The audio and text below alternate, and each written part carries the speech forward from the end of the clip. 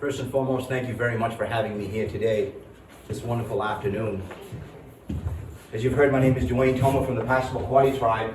I've been involved in language revitalization, land back issue, repatriation issues, and also currently working on the 1890 wax cylinder project. I'm very, very honored and proud to be able to work on this project. The first time I actually, my ears laid the time to be able to listen to these recordings, I heard my ancestors speaking. It was like hearing my grandmother. And it gets emotional when I even speak about it. So I'm trying to compose myself to be able to do that, because it's near and dear to me. I could hear my ancestors' voices as I was a child growing up, listening to the language, which is being lost. So we're working real hard to try to revitalize the language. It's very, very important and near and dear to me. What I'd like to do is start off by welcoming each and every one of you. And it's customary in our territory to welcome you. It's always been that way. It will continue to be that way. We have built relationships over time. Our people have inhabited this region for over 10,000 years. And we have a deep relationship to the land. And it almost gets me emotional just talking about it, because I can feel my ancestors speaking through me. We have been saying this message for thousands of years, to unite, to be kind to one another, to be nice, to be good to our mother, the earth. She is our mother.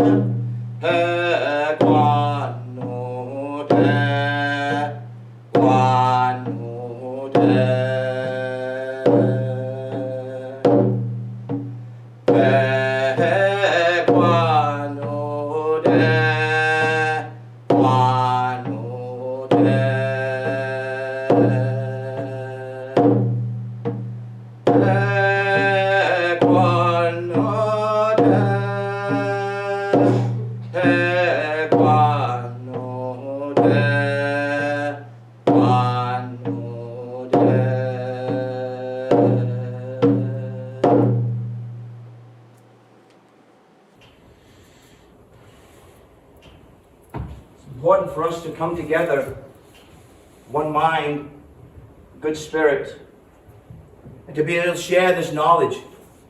It's very, very old, archaic knowledge that we have here to share with you. Before I get started, I want to honor and recognize a couple individuals in the room that are sitting here because they helped support what we're doing here. And without these people and without you, we must do this together to educate people. That's so important. This particular piece that you see here is an ambarella. It's an Edison, Thomas Edison ambarella. It's a phonograph. And it was borrowed from Jonesport Historical Society. And these gentlemen are sitting in the room here, and they've come all the way from Jonesport to be here tonight. And I want to acknowledge them. And their name is Bill and Andy here in front row here at the Jonesport Historical Society. Thank you so much. Appreciate that very much. They've been asking me to come to Jonesport too as well to do a presentation, but because of COVID and all the restrictions, we've been having a real difficult time, but I think this summer we'll be able to do something with Jonesport. So I want to acknowledge that, and I really appreciate this particular phonograph on loan to be able to share with our nearby communities. So when we get started here, I just want to tell Bill and Andy that we have a name for this in our language. What is it? It's called Bistawagan. Bistawagan means, in our language, means something that you can listen to. Something you can listen to. Bistawagan in our language. Bistawagan. Those of you that are not familiar, just want to go over a historical overview real quick. Those of you that are not familiar with the Passamaquoddy tribe, the Penobscot, and also the Maliseet, the Micmac, and the Abenakis, there are actually 5 tribes in Maine. Those of you that are not familiar, and also that our people have inhabited this region according to archaeological studies, over 10,000 years. Let me say that again. We've inhabited this region for over 10,000 years. And it's so important for us to come together as human beings and embrace each other and get to know each other and build good relationships. That's what it's about. It's all built in our culture, in our songs. We have trading song, which is a trading song that we're going to do at the end. I'll sing that trading song for you, because trading is very, very important to our people, just as it was with your people to trade. Those are the kind of relationships that we've built upon over hundreds of years, to be able to share our goods with one another, to help each other, because that's what it's all about. You're going to hear names like Newell Joseph. You're going to hear names like Peter LeCoute. These particular individuals are prominent people in our territory, our tribal members. They were really trying to share the knowledge and the education and the history of these songs and stories, and they're called Oldok-Ewagan in our language. Oldok-Ewagan in our language means ceremony. These are secrets. These are secrets that I'm sharing with you. They were forbidden at one time because of different institutions. But today, because of these things and the people that have worked in 1890 to be able to preserve these songs, we'll still be able to carry on the songs and stories of our people.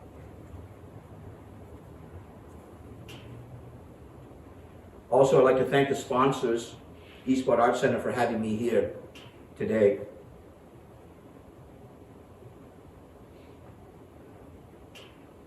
So the first song that I'd like to share with you on this first recording is actually, let me give you a little historical overview first before I do that. The Passamaquoddy people, the Passamaquoddy wax cylinder recordings were made in Calais, Maine in 1890. They were first returned to the Passamaquoddy community in 1980s. A gentleman by the name of David Francis, who has now been passed, was an elder, very respected elder, a fluent speaker in our territory, very instrumental in revitalization of our language. David Francis, our ancestral language specialist, was able to listen and transcribe 4 of these cylinders. We've actually have 31 cylinders here, 31. And he was able to transcribe 4 of them. In 2014, we began a new project with the local context and the American Folklife Center to listen to these recordings because of the sound quality had not been improved. The quality wasn't very good, so we got to digitalize and enhance to be able to have better quality. So I was able to do that, and then recently we went to the Library of Congress to be able to do a presentation there, to be able to share some of the songs and stories that we actually got from these wax cylinders. Like I said earlier, we had 31 cylinders. David Francis has done 4 of them. So that leaves us with 27 cylinders. And we have them complete, folks. I've had the honor and privilege to be able to do this work. If anybody knows about transcribing, it's very, very difficult. It takes a lot of time to be able to go over these back and forth, back and forth, back and forth, many, many hours to be able to hear all the sounds, to make sure you get it right, because you're setting the path for our people to be able to sing these songs and tell these stories. So they won't get lost. Because they would have got lost if we didn't have this phonograph. Because at that time in 1890, there was really a surge at that time where artifacts and the people were really dissipating at such an alarming rate. So they come into towns, into territories, to be able to record some of these things. An anthropologist by the name of Jesse Walter Fewkes came to Calais, Maine with Thomas Edison's machine and recorded our songs and stories. So this first particular one I want to share with you is the first time the Passamaquoddy's ever heard a wax cylinder. Now, Mr. Phonograph, let's try it again. The other cylinder, which I had, talked back at me and frightened me a good deal, so that I didn't dance to one. Tonight, a gentleman from the Passamaquoddy tribe has come over to see you and to hear the songs which were sung by Peter Selmore and Noah Joseph and some of the stories which they told. I am very glad to say that you recorded the stories which I obtained at Calais about a year ago so nicely that he is able to understand them, and I think that shows that the phonograph can keep these stories for a very long time. Now, the phonograph is a talking machine. It was invented by Thomas Alva Edison, a native of New York. You can talk into it as much as you like, or you can speak as liberally as you choose. In either case, it reproduces exactly what you say. Now, this phonograph, let us hear what I have recorded on the phonograph in order that we can see what you can do in English. I know you will do pretty well. Goodbye, Mr. Phonograph.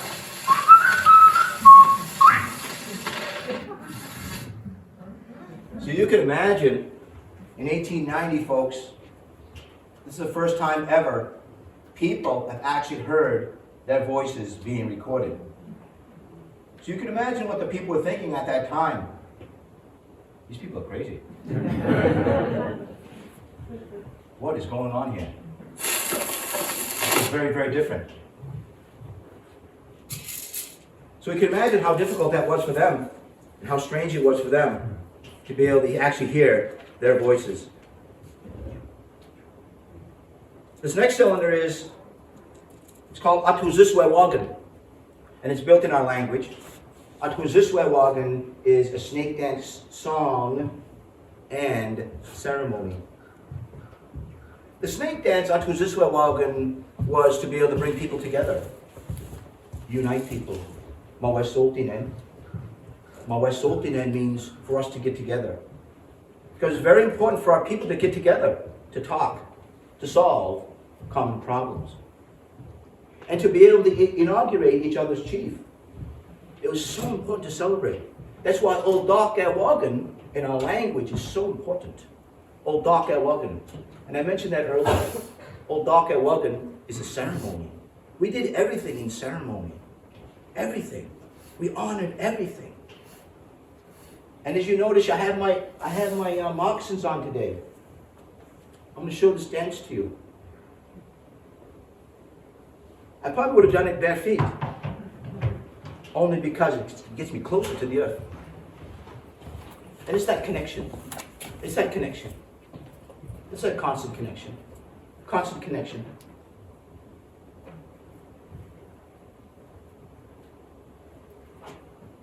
Understanding each other through ceremony.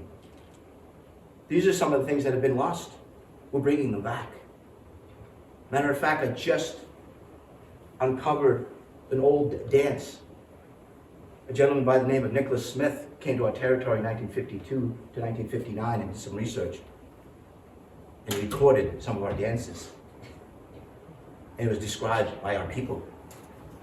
This particular dance, like I said, is about bringing people together, gathering, ceremonies.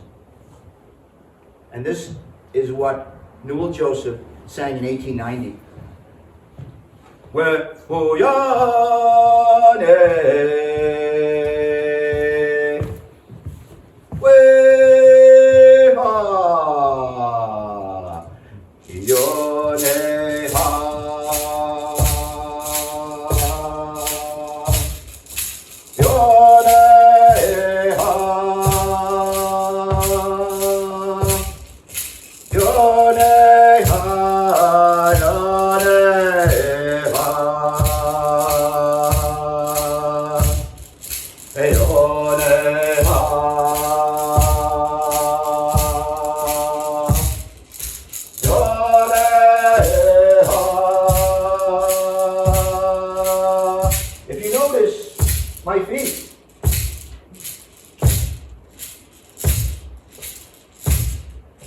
every one of us in this room can identify with that sound.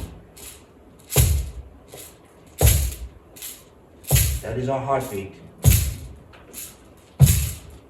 We're all connected. Every one of us.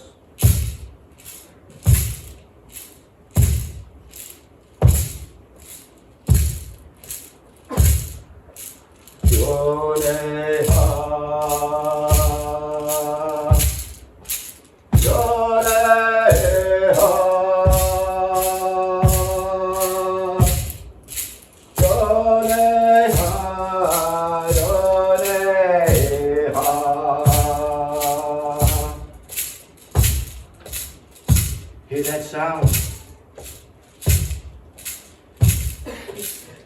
That sound runs deep.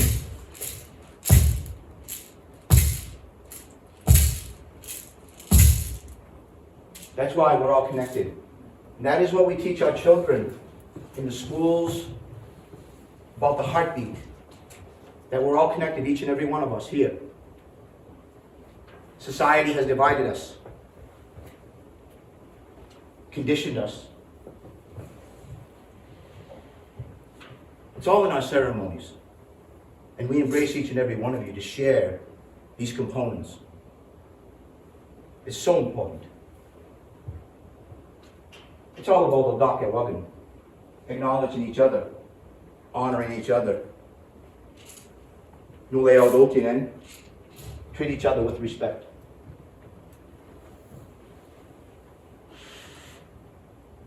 This next cylinder I'd like to share with you,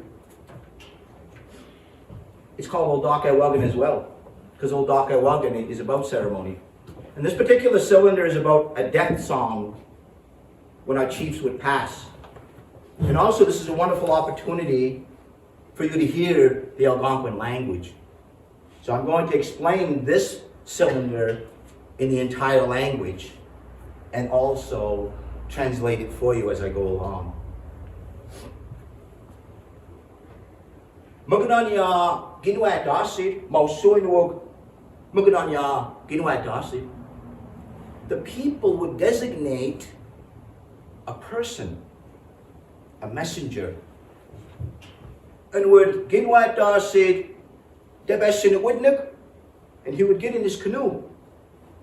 Nagama jesu ginwa to the meek markig, naga ginwat to one meek markig, ali matching at Zagum. And he would get in his canoe and he would travel all the way up to the Micmac territory to inform the people the dying of a chief. And up to Bessin the Witnik, Nagama, Jezogin water there was to wake up, Naga, Najigidway to one was to go, Alimachi and Zagum. Then he would jump in his canoe, he would paddle to the Maliseet territory to inform the Maliseets the falling of a chief. And up the best in the Witnik, Nagamades Ogin water there, one wapska weeko, Nagagin wet to 1 year, one wapska weeko, Najigin wet 1 year, one wapska weeko, Alimachine Zagum. He would go to the Penobscot Terry and inform them of the passing of the chief.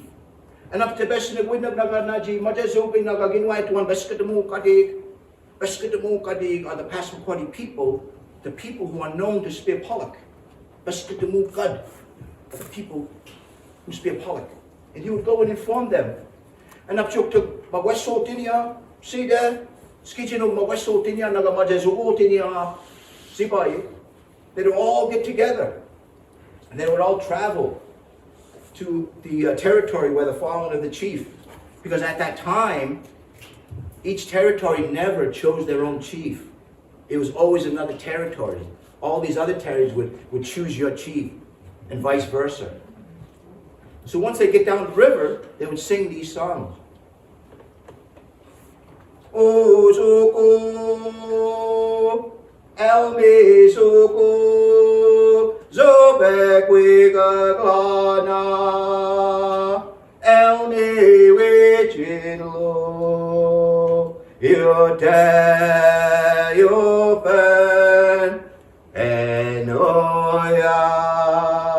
And what that's describing is their mourning, the death of a chief, all of them. They're saying, he was just here. He was just here. And they're saying, we're traveling together down to the ocean where the chief had passed. And then once they arrived at the territory, the people would come out in their villages. They'd come out, everybody, welcoming them, singing ancestral songs, archaic songs, very old songs, like that song that I sang for you when we first opened up. That's a welcome song. So they would sing that song, welcoming people. And also, what they would do to the chief is they would burn all his belongings. They would burn the flag. They would burn his dub. Dub-eeg. Dub is a bow. Bok-eeg is arrows. See that? Look, that wagano? Everything. They would burn everything. That's how it was done. And then they would sing that song. Uzugu, Elmi Zugu, Zubeg Wigablana, Elmi Wijinlu, Yote Yopen, Enoya.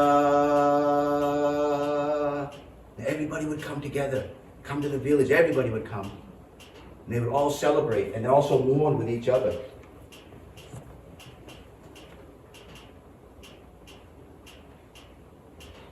The next, well, actually, let me do this number 12 so you can hear it.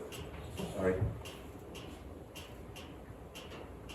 This is how it actually sounds here.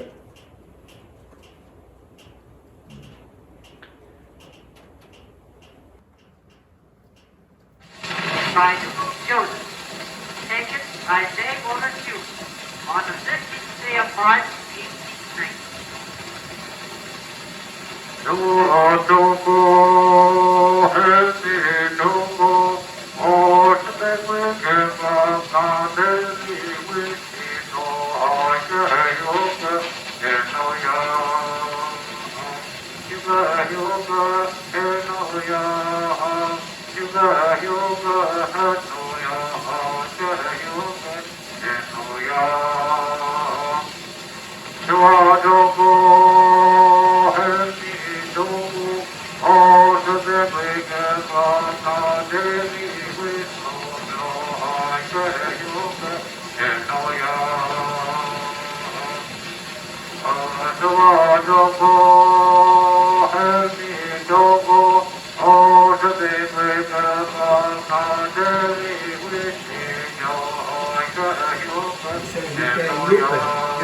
he was just here.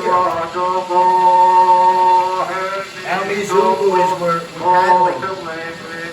Zubagwiga is we're going to the ocean. He was just here. He was just here. He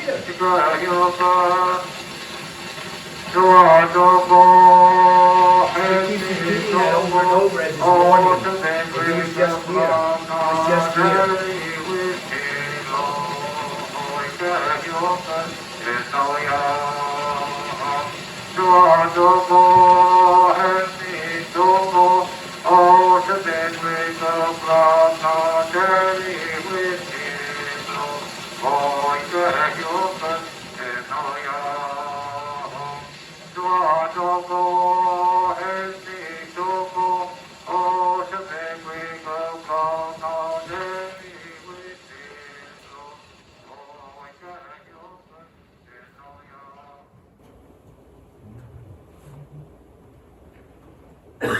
This next song that I want to share with you is, I'm sorry, I forgot to actually play this one, but we're going to actually play this one here, and this is the one I sang with you was a snake dance song. We're going to play that now, and then I'll describe it for you.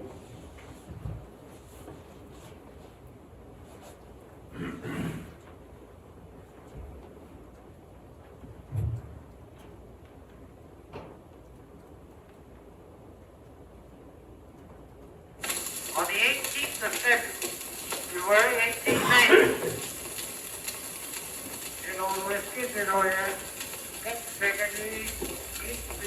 whenever there was something going to happen in our village, whenever we were going to inaugurate each other's chief, we would dance together.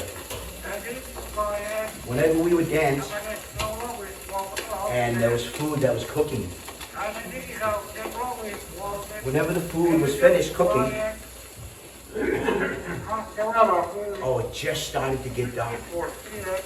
And we ate late, but we still danced. And we sing our tribal dances and songs. We'd be like this, like a snake. And then we would do the snake dance. And when we would come together and dance, and we'd come to this place to dance, and we would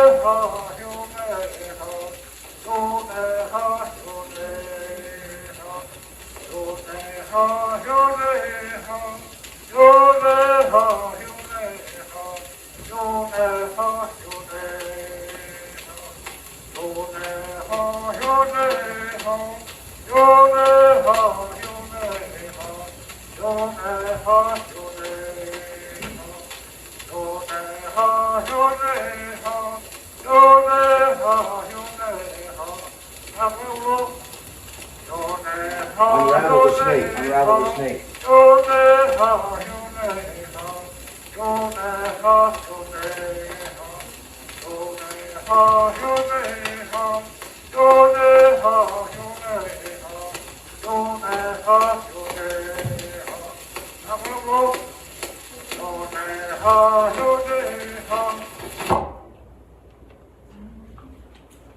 So once we was able to listen to these wax cylinders, I just wanted to share with you some of the process and how we do this.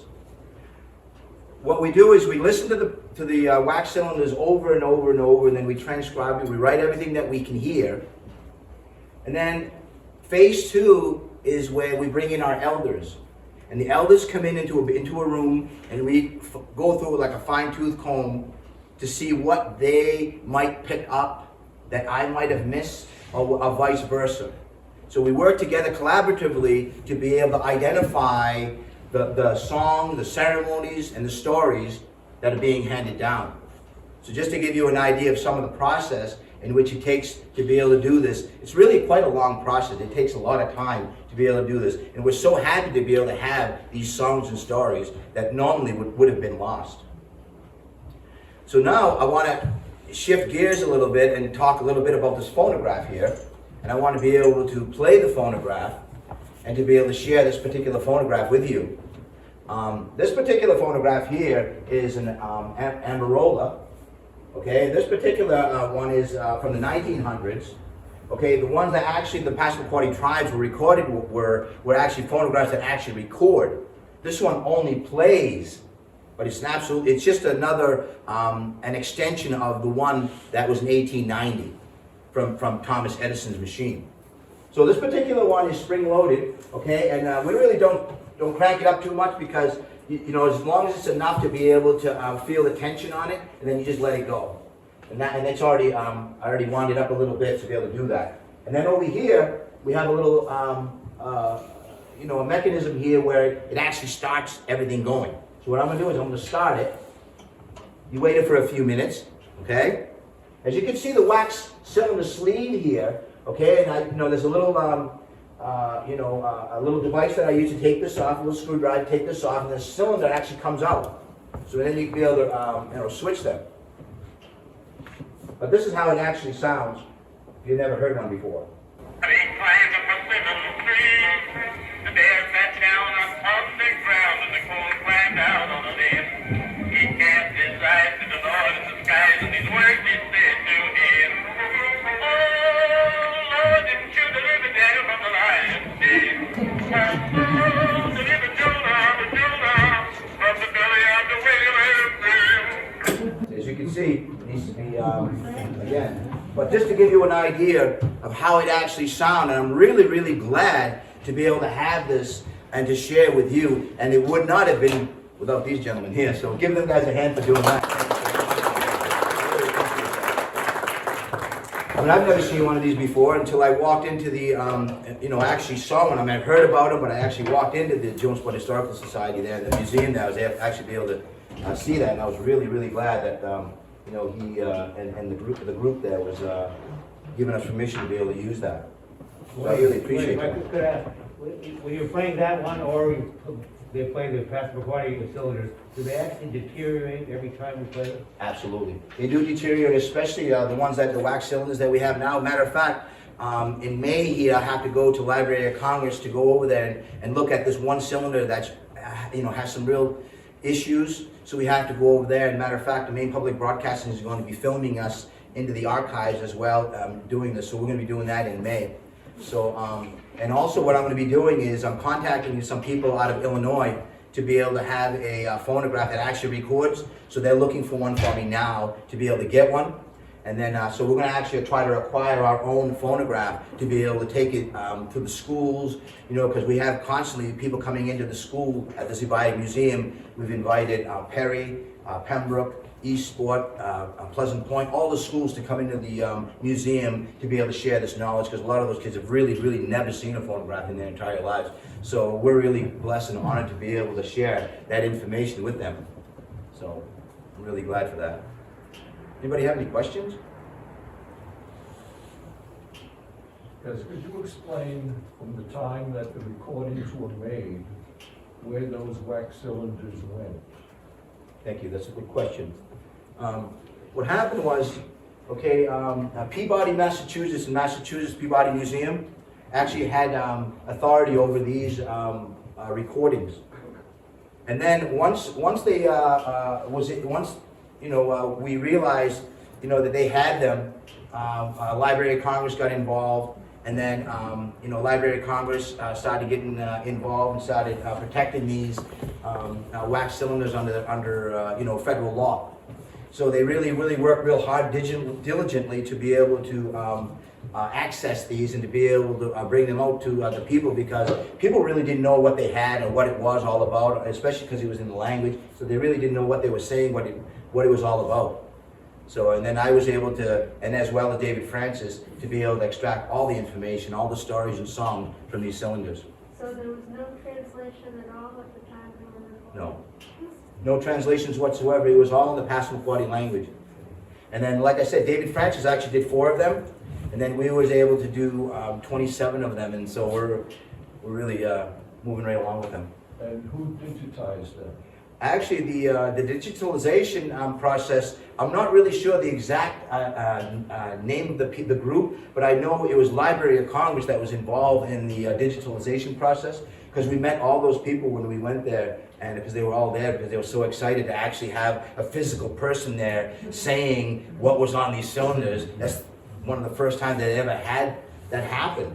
So they had to have a player to play them to digitize them. Exactly. Yes, and also what we're going to try to do is, there's also authority issues, copyright issues that we're trying to work out right now. Who has exclusive authority over, indigenous knowledge or, stuff like that. So it's really stuff that we're still trying to work out now, but we're working collaboratively together to be able to obtain this information and also to be able to work out some of those issues. I may have missed this, but how did you discover that the Peabody Museum had these songs? Did you say that, or you may have, but I didn't see it. Well, actually, I think Donald actually came across them in his work. We just worked with all the different agencies to be able to obtain them and to be able to start working on them. So conceivably, they could be elsewhere? More of them? There could possibility be more. That could be a possibility. I mean, we're looking all the time. There's always stuff that's hidden, in the archives. So we're constantly. So that's kind of one of the projects that I'll be going there too. Is looking into other things as I go there to the, information center, so we can be able to, the archives to be able to extract a lot of that information. In 1890, when they were recorded, did Passamaquoddy have a written language at that point?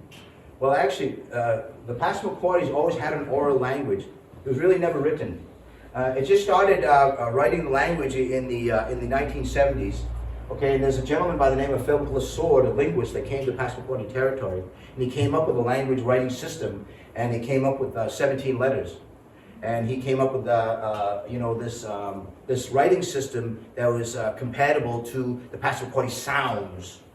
So it was really interesting to be able to do that. And I actually was a product of that growing up, learning the written language, because at that time, they really thought that the written language was going to be the savior of the language. And they found out otherwise that that's just not the case. The case was, it's an oral language, it must be spoken. So I've always told people, use it or lose it. That's the bottom line.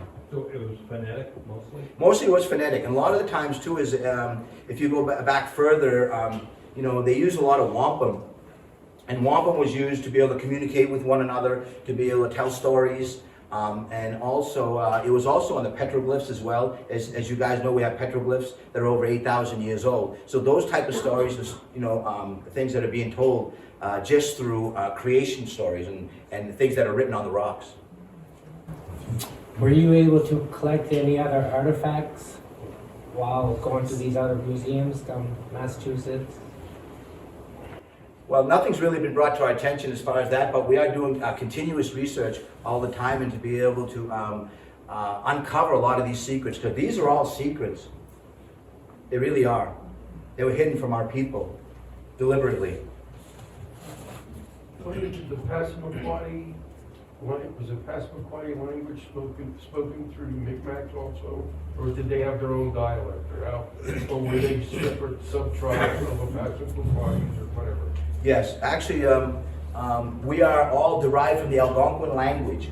And let me give you an example. Me and my wife were in Eastport, and we were having lunch, and there was a group of people over here on a table, and I knew I could understand them. They were speaking Mi'kmaq, and I understood what they were saying because I'm a fluent speaker. So I told my wife, I go, I understand what they're saying. She said, finish what you do. I said, yeah. So I got up, and I went over and started speaking to them. You should have seen the looks on their faces. I started communicating with them, talking to them. It was just profound, really profound. And the other thing is geographics. Sort of like what you're talking about, geographics, all these different places that they've gone, and we're still able to communicate with one another. It's absolutely phenomenal to be able to do that. It really is. Very, very, very wonderful to be able to do that. Are there any oral poets, storytellers, performers who are working with the language now? And you might say even inventing new words. You mentioned the word, the Passamaquoddy word for the phonograph. Is there a Passamaquoddy word for a laptop or a cell phone? Yes.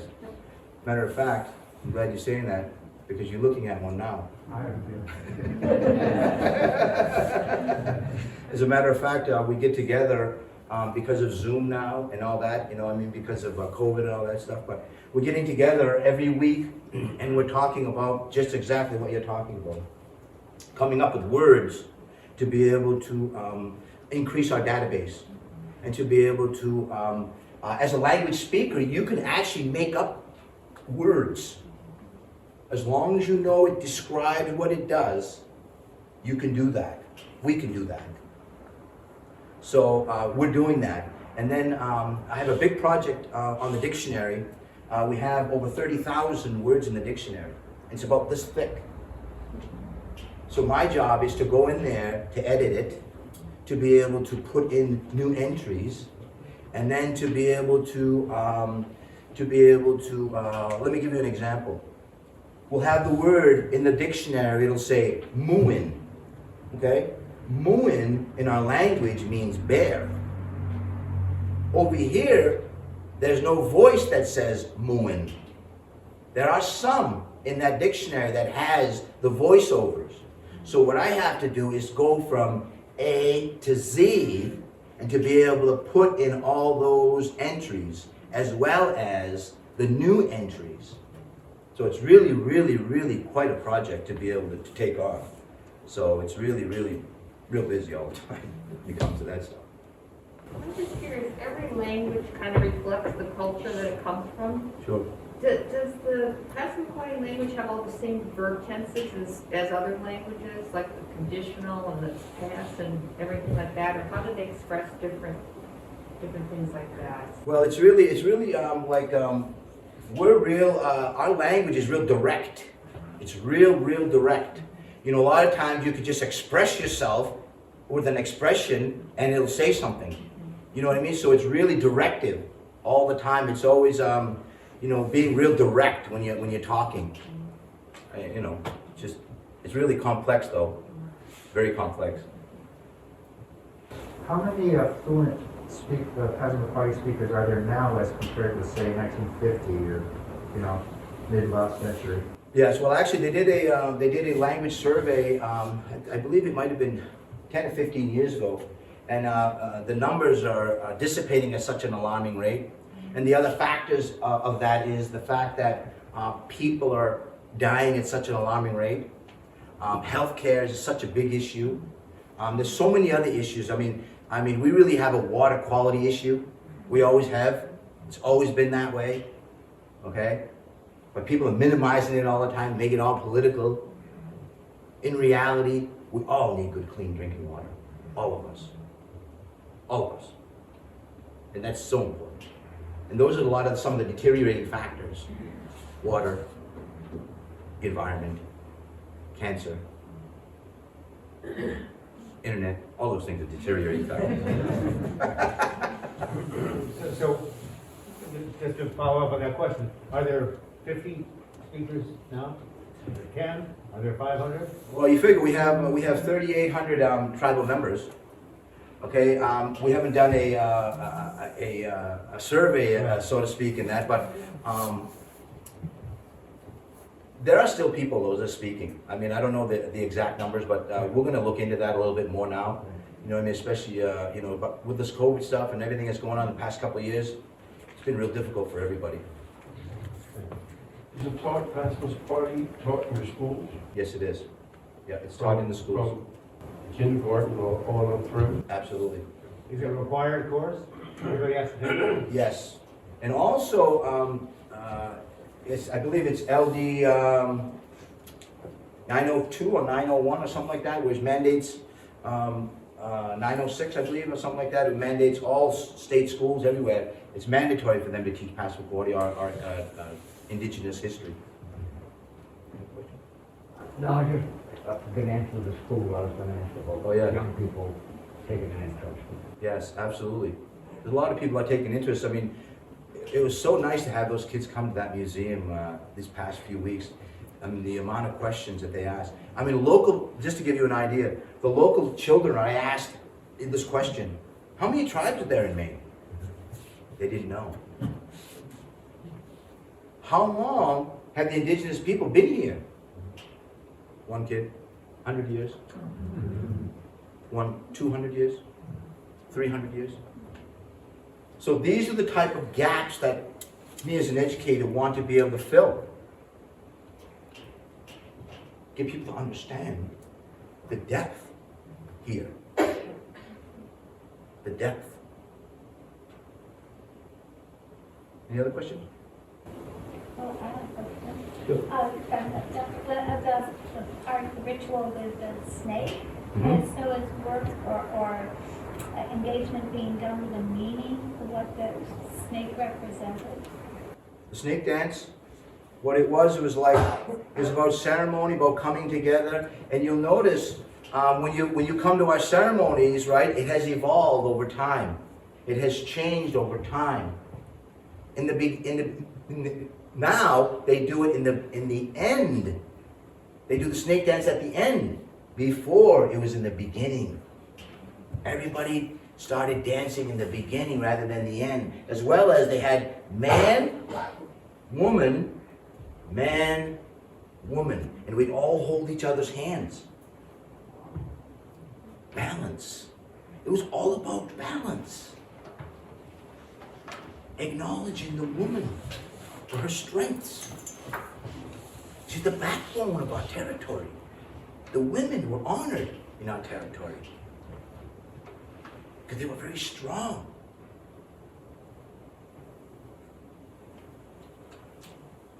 They were honored, just like our elders are honored. So, roughly 10,000 years, so your people migrated in as the glaciers receded, about that time period? No, well, that's the thing that everybody's all, they're not really sure, And how does the red paint people, is there a connection or is that totally different? Good question.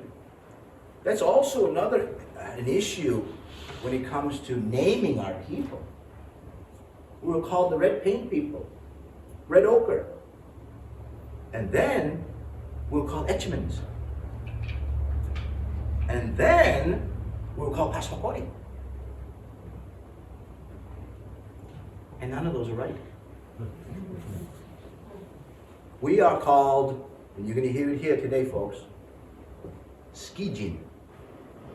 It's built in our language. We are Skijin. And Skijin in our language means land dweller. That is who we are. We're land dwellers. The youngest fluent speaker of the Passamaquoddy tribe is Dwayne Tomah. Have you guys heard that name before? Dwayne Tomah. He is the youngest fluent speaker in the Passamaquoddy territory. And you know who is going to be right behind her? Right behind me? Liliana Tomah, right here.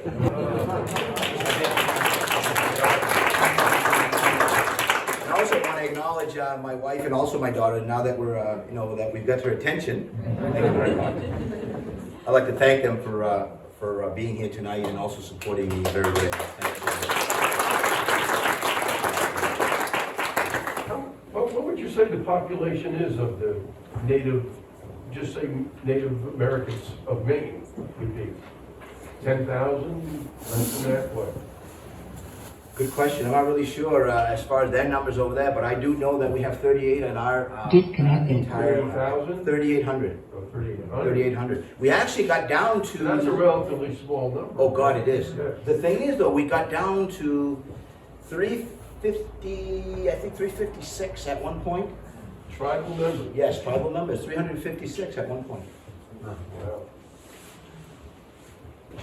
Your name Tomah, does it mean anything? Like, people whose last name is Carter, it means that they work with food.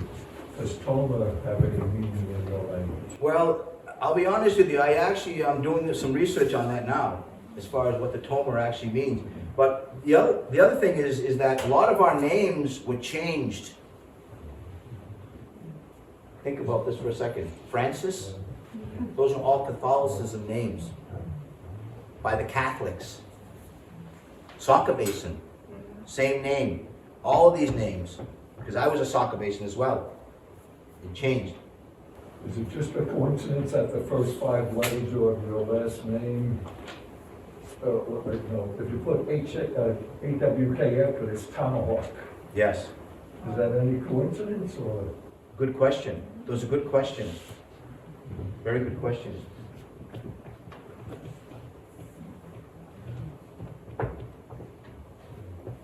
The settlement at the top of the Meadows River by Meadowbanks Lake, when this was recorded in 1890, was that settlement still active? Actually, yes. Actually, Dolnabemk is an old village. Dolnabemk is an old village over in Edmonds. I'm not Edmonds, excuse me, in Charlotte. Is that what it is, Charlotte? Meadowbanks, excuse me, I'm sorry. Charlotte, Meadowbanks, I'm getting those two mixed up. Meadowbanks. Oh, absolutely. That was a wonderful village there. We really used a lot of the waterways, and it's too bad it got contaminated like that. As you guys all know the story. But at the recording, it was still active? Yes, 1890. absolutely. Oh, yes. Can you play some more cylinders? Should I play you another cylinder? Why not?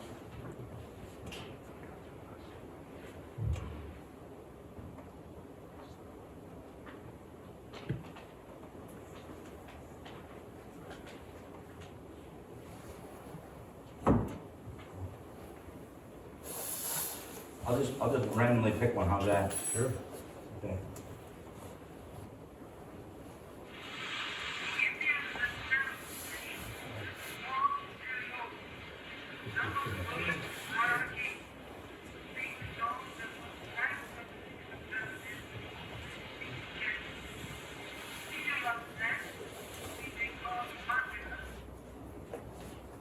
No, why does not pick it up? They said this. I think Bluetooth is good. Yeah, it's okay, we'll get that.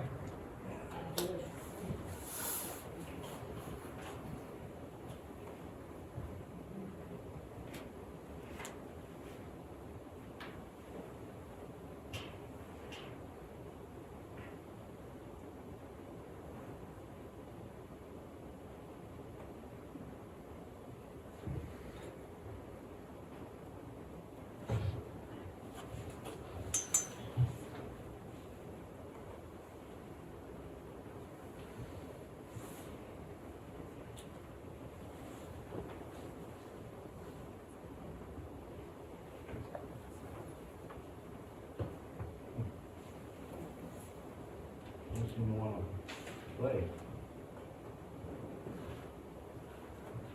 What's going on here?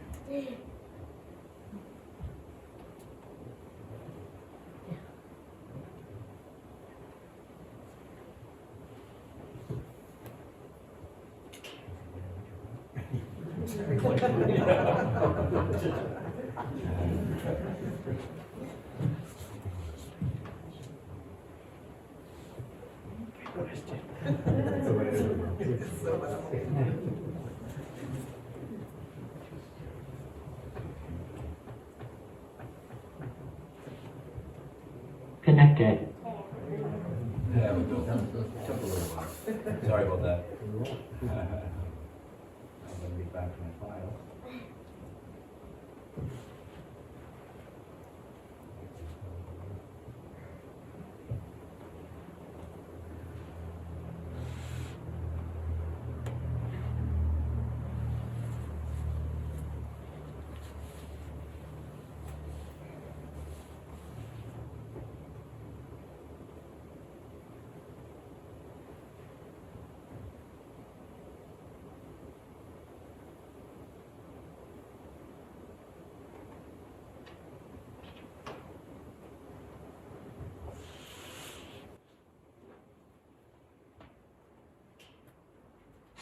Taken by Jesse Walter Fewkes on the 15th of March, 1897, Maine.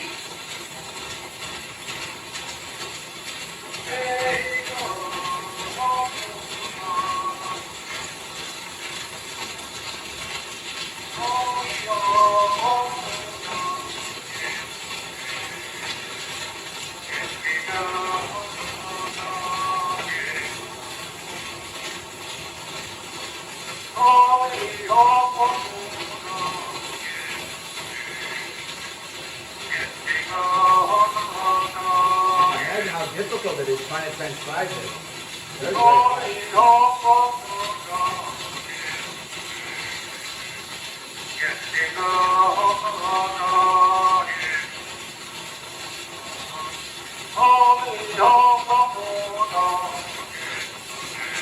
And you'll notice some of the words that say, guanu there, you'll hear it say, guanu there.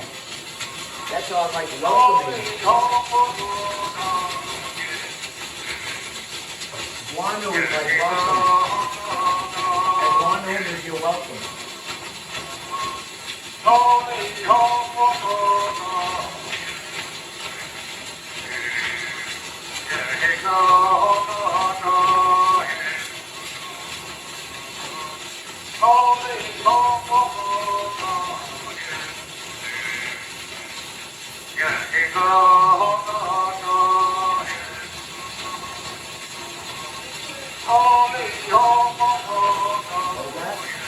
Hear a call and a response in that, I can hear the loud voice and then a more subdued one. Yeah, it's almost like he's welcoming because he's using a guanu there all the time. So it's almost like welcoming someone and he's expecting a response back and forth. It's what it sounds like. Oh, I can hear it. Oh, absolutely. Yeah, it's also the audibility is really poor on this. Yeah. This particular one. Do you think it's just one speaker, or is it a group of people speaking? No, it's just one person Just one speaking. person? And the other thing Because is, there's drums involved and there's some kind of a shell, so that's all you have to work through. yes, and the other thing is too, because of the scratchiness, a lot of the times we thought that it might have been a rattle. It almost Yeah. sounded like a It rattle. does sound like a rattle. Yeah, exactly. But the more we, listen to it more and more, we realized it wasn't a rattle. It was just the sound of the machine itself that was scratching. So it was really making it real difficult for audibility. It was really Toward the difficult. end of that one, Dwayne, as Gene was saying, it sounded like there was a softer voice answering almost, wasn't there? Yeah. So, do you say there weren't two people singing? No, I don't. I think it was just back and forth. I think I'm not sure. Maybe somebody might have been a response. That's a possibility. It almost sounded like it. Yeah. It was very. Yeah. Are you doing any more projects in Washington DC this summer? Oh God, yes. Actually, we're going to the Library of we're going to the Kennedy Center. My family and I we're going to the Kennedy Center. We got invited there to do a wax cylinder presentation at the Kennedy Center. So we're really glad and proud to be able to share this information with them as well. So we've got a lot of water protectors there, lawyers. You've got environmentalists, and we're doing it's like a theatrical thing. We're really putting a good presentation together at the Kennedy Center. Matter of fact, they flew us to New York to do a rehearsal. So, and then they're going to fly us over there again before we go there here in June. So we're really busy doing that. Any silent films that have survived that you know of? No, I haven't seen any or heard any. No pictures? No, I have not. Has anybody told you that you sound a little bit like President Kennedy? That's the first I've heard of that, actually. Oh, really? Yeah. Yeah. Dwayne, what the hours are you doing? I know you have a museum now. Yeah. What's your hours and visits? Yeah. People can visit. Wonderful. Also, this is a good question. If those of you that don't know, I'm the director of the museum at Pleasant Point, and the hours there are from 8 o'clock till 4:30, Monday through Friday. So you're more than welcome to come to the museum anytime you want on those times. The number there is 853-4500. We're on 59, is it Passamaquoddy Road? Is that what that's called? Passamaquoddy Road, yeah. 59 Passamaquoddy Road. So we're right there. We've got a lot of baskets in there. We've got a lot of history. We've got a lot of stuff, our contribution to the American Revolution. We've got a lot of stuff on Colonel John Allen, which is really, really instrumental, in helping our people. And we had such a good relationship with Colonel John Allen that, matter of fact, it even went to the point where we would babysit his children. So these are the kind of relationships that our people have been establishing over the years. And I think that is so important to be able to build these relationships. So I think, with those efforts with Colonel John Allen and him looking out for the interests of the Passamaquoddy tribe because of our contribution to the American Revolution, because as you all know, this area that we're in right now certainly would have been Canadian territory if we did not work together to be able to defend our territory. Any other questions? In the beginning of your talk, you mentioned several words that didn't and I was wondering if that has a specific meaning or if it changes depending on what it's connected to. Depending on how you use it. Because Zamagwan is water. Zamagwan in our language is water, depending on how you use the word.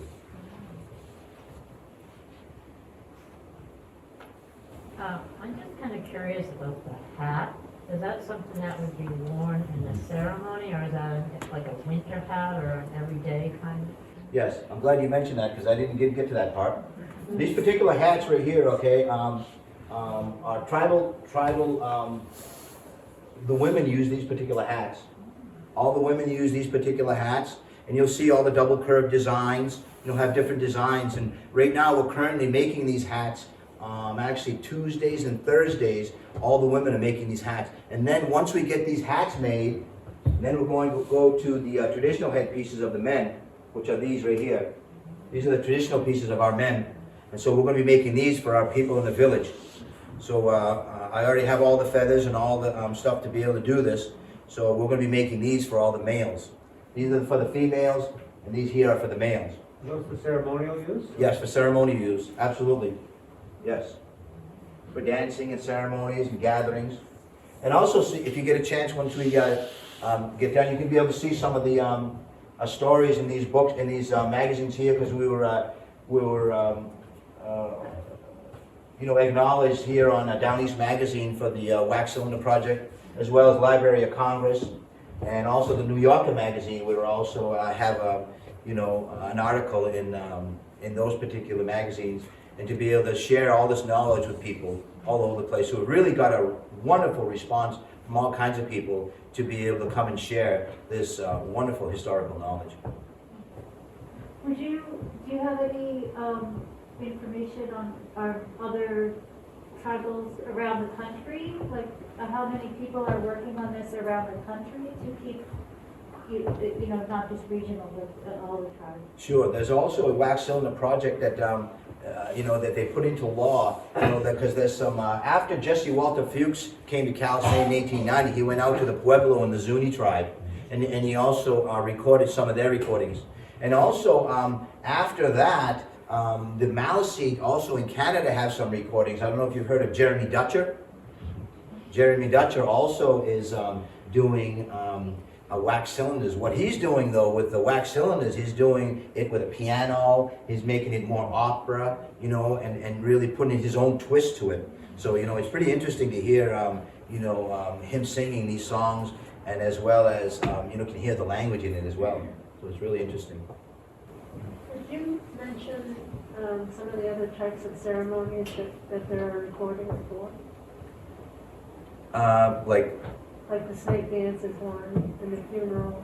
Yes, the funerals, all these, yeah, and I think really we've all, like in 1952, this guy by the name of Nicholas Smith that did some research, right? He involved the Passamaquoddies, Maliseets, and Micmacs. So all of these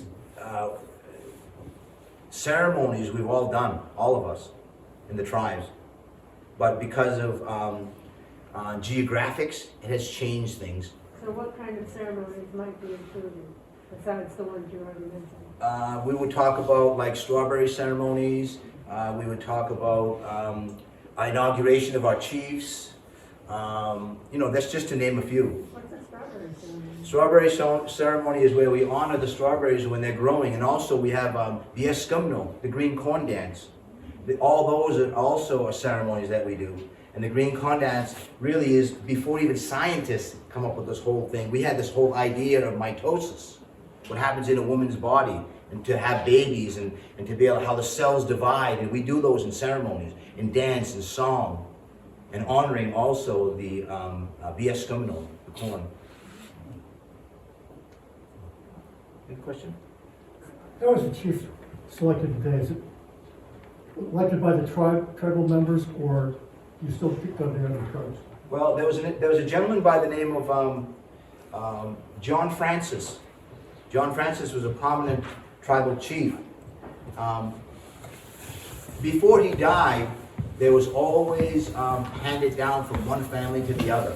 It was always handed down. One family would take over. You know what I mean? And after a while, it started going to by the hats. They started nominating by the hats. So they would have someone that was going to run, another one here, and they'd all come, and they'd throw their hats down in front of them.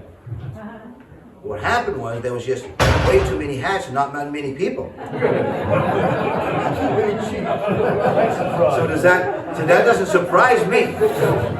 Okay? So, and then after a while, when John Francis passed, right, this changed the whole dynamics of the electoral system. The Confederacy, it changed everything. They no longer started going to the Confederacy, all this, everything just started evolving at that time. And then they started going to the electoral process.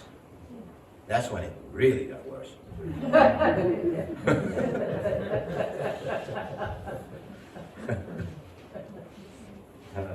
Any other questions?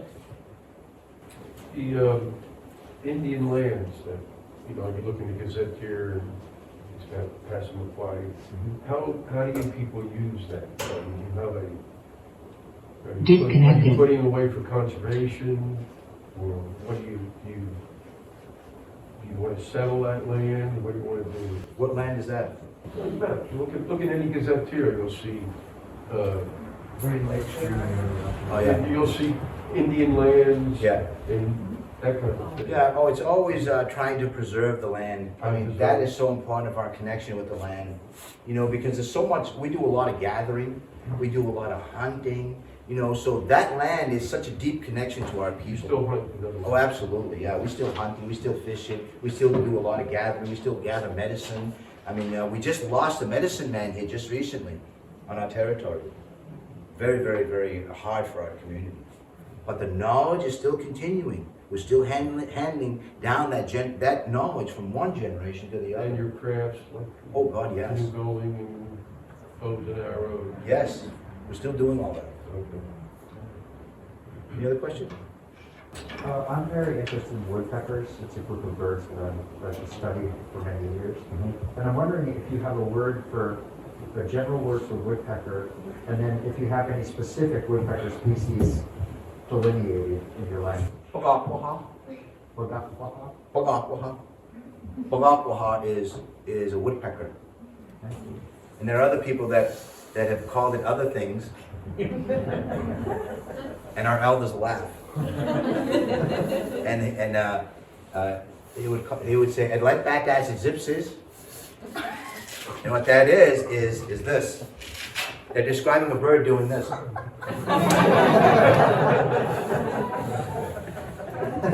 That's how they describe it. So that's the thing about being a language speaker. You can actually say he's doing this. It's funny. Any other questions? Well, thank you very much. If there's no questions, I really appreciate you having me. Thank you so much.